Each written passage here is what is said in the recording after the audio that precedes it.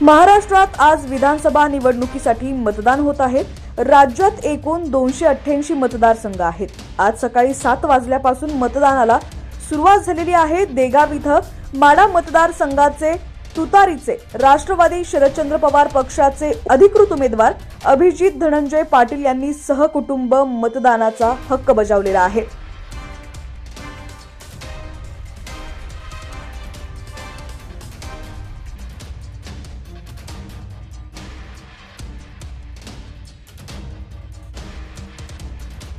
शब्द झालेले खरं तर पाहायला मिळतात। भावनाविषयी एक मोठा दिवस आहे, मोठा क्षण आहे। संघर्षातून हा दिवस पाहताय, काय दावा करता विजयाचा?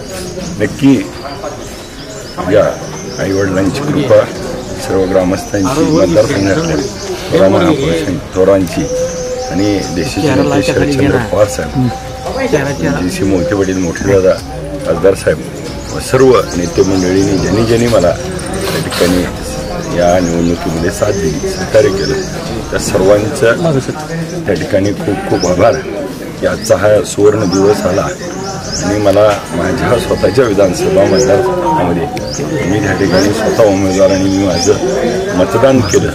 मला खूप त्या ठिकाणी आनंद होतोय आणि नक्कीच ही दिलेली संधी मी भविष्यामध्ये लोकांची सेवा करण्यासाठी घालतो।